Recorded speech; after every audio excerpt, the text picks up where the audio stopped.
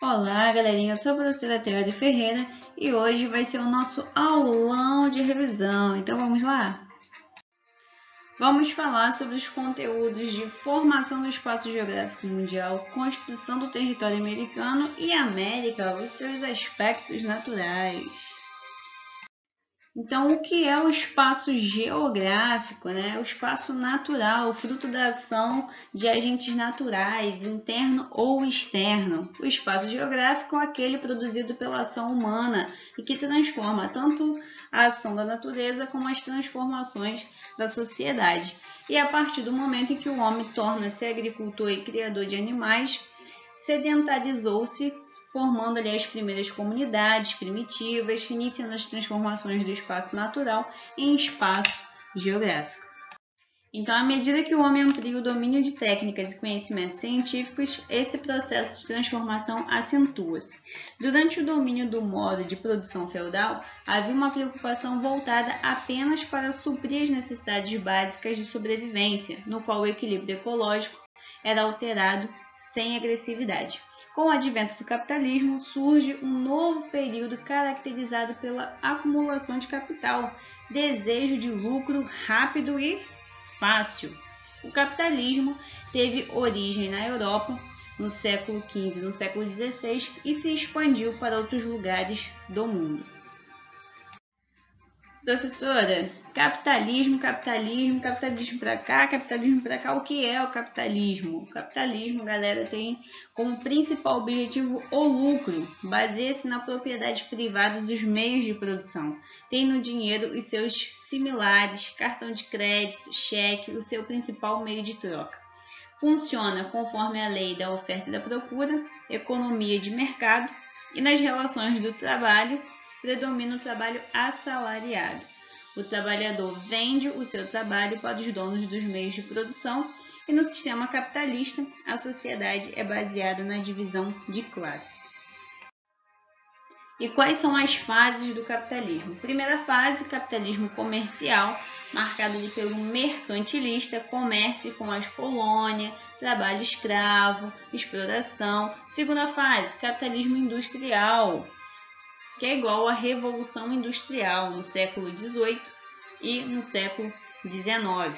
A terceira fase do capitalismo é o financeiro.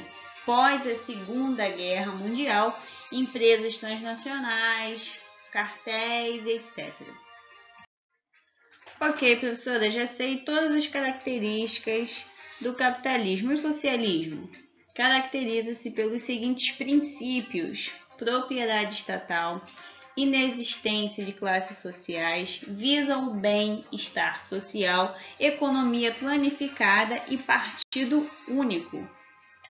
E qual é o modo de produção socialista? Cada um de acordo com o seu trabalho, planejamento econômico, propriedade estatal, ditadura revolucionária do proletariado e grande burocratização. Mundo bipolar de 1947 a 1989. Estados Unidos, representado pelo capitalismo, e a União Soviética, representada ali pelo socialismo. Em 1947, a doutrina Truman, com o objetivo de frear a expansão do socialismo e início da Guerra Fria. Já em 1985, Mikhail Gorbachev, representando ali a União Soviética, reforma política, econômica e social, e Glasnost, que é igual a transparência, e perestroika, reconstrução econômica. Fatores importantes. Primeiro, queda do Muro de Berlim. Segundo, divisões do mundo. A gente tem primeiro, segundo e terceiro mundo.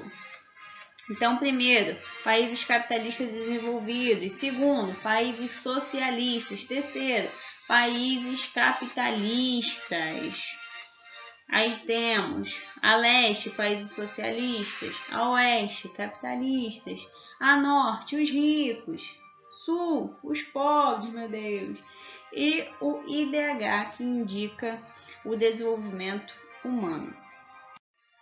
Professora, mas o que são países desenvolvidos e países subdesenvolvidos? Primeiro, Os desenvolvidos, elevado padrão de vida, desenvolvimento de indústrias de ponta, elevado investimento em educação, predomínio da população urbana, mão de obra qualificada, modernos meios de comunicação e transporte. Já os países subdesenvolvidos, má distribuição de renda, dependência econômica, política e tecnológica, altos índices de analfabetismo e mortalidade infantil, proliferação de grandes centros urbanos sem infraestrutura. Ou seja, qual país aí você gostaria de morar? Os países desenvolvidos ou os subdesenvolvidos? Existem os 3 centros do mundo. Primeiro, Estados Unidos. Segundo, União Europeia. E terceiro, o Japão. Então, galera, o que é a nova ordem mundial? Essa relação de poder e influência existente entre os países. Quando que surgiu a nova ordem mundial? Nos anos de 1990. Guerra Fria, de 1945 a 1991. O que foi a Guerra Fria? Foi um período posterior à Segunda Guerra Mundial, marcado por intensa hostilidade e disputa ideológica, política e econômica entre os países capitalistas e países comunistas. E quando e por que teve o início? A gente teve o início da Guerra Fria em 1945.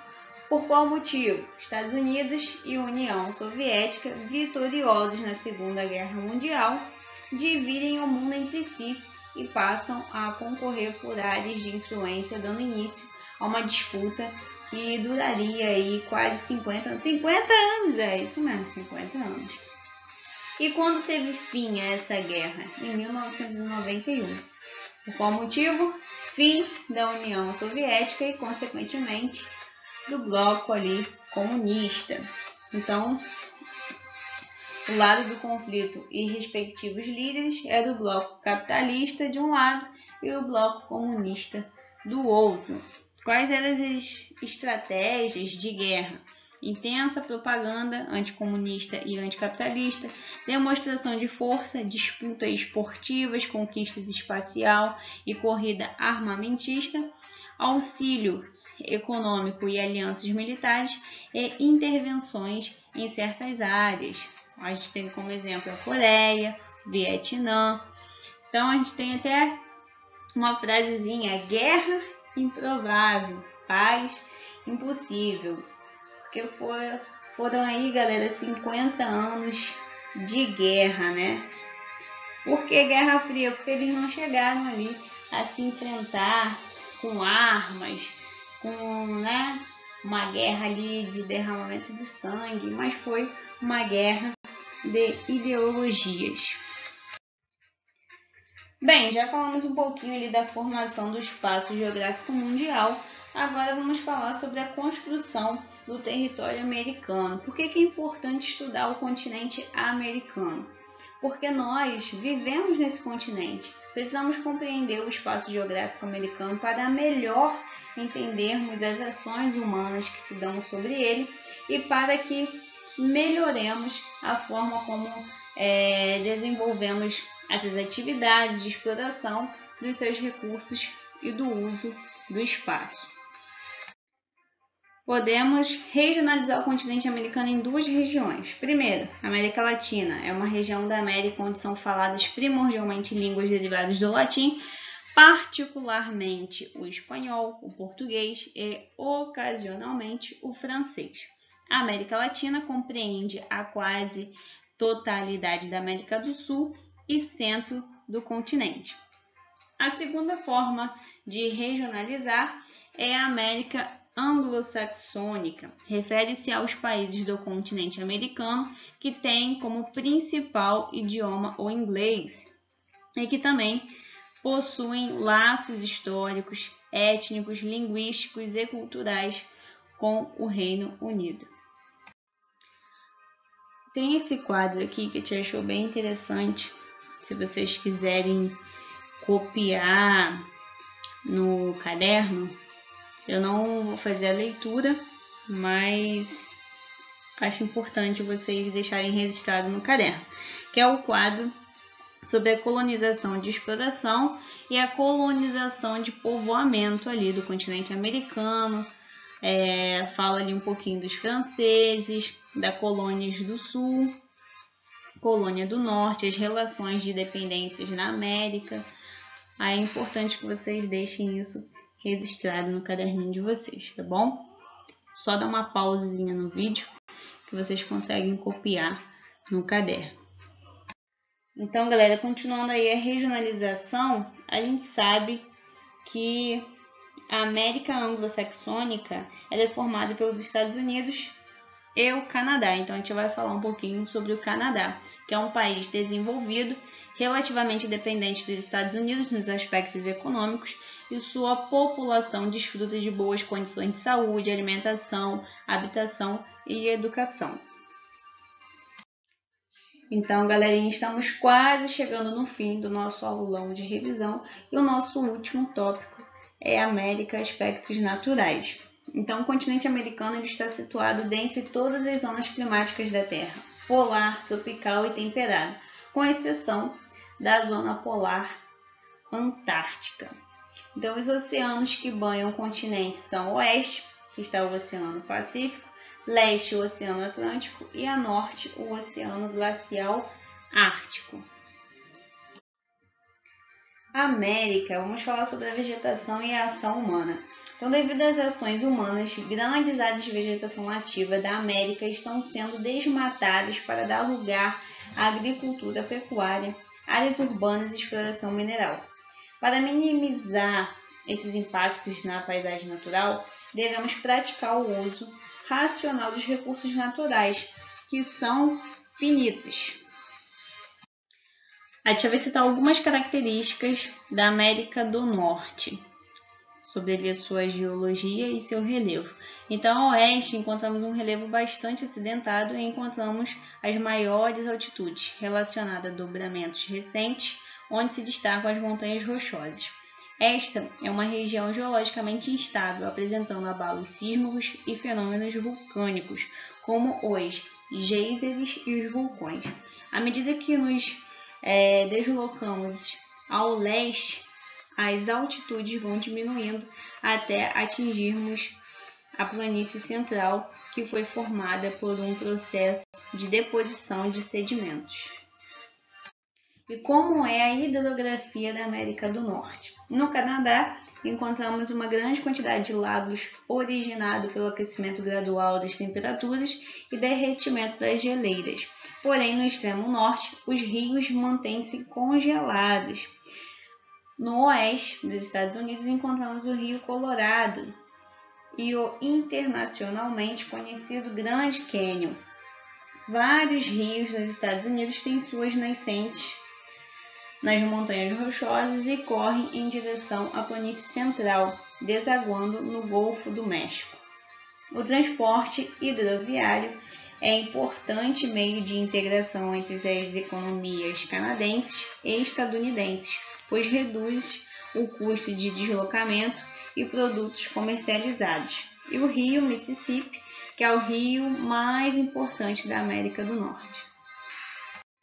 Vamos falar um pouco sobre a biodiversidade e o clima ali da América do Norte. Olha que imagem linda, a imagem do Grand Canyon. Então temos temperaturas baixas ao longo do ano, 10 graus no verão e chegando a menos 10 graus no inverno.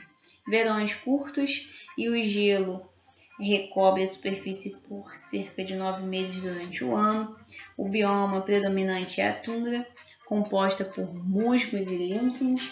Animais característicos, ursos, lobos, entre outros. Baixa concentração de população nessa região. O relevo da América Central apresenta suas maiores altitudes na região oeste, próximo ao Oceano Pacífico. Já a porção leste é composta por altitudes bastante modestas e planícies costeiras. Na parte insular, encontramos diversas ilhas formadas por fenômenos vulcânicos, onde hoje existem alguns em plena atividade. O solo da América Central é intensamente aproveitado para a agricultura regional, especialmente no cultivo de frutas tropicais e de café para o mercado externo. E por último, a América do Sul. O continente sul-americano apresenta elevações na parte oeste do continente, entre o choque da placa ali de Nazca e a placa sul-americana, que se formou a Cordilheira dos Andes. Esta região possui grande estabilidade sísmica, vulcões e terremotos. E seguindo ao leste, encontramos a planície do Chaco, fazendo parte do Pantanal Mato-Grossense. E ao leste, próximo ao Oceano Atlântico, encontramos a Serra do Mar, Serra do Espinhaço, a Chapada Diamantina, montanhas antigas que sofreram um longo processo de erosão com altitudes baixas inferiores às cordilheiras dos Andes. Galerinha, espero que vocês tenham gostado do vídeo. Não esqueçam de deixar o seu joinha e até a próxima aula, que será a nossa prova presencial.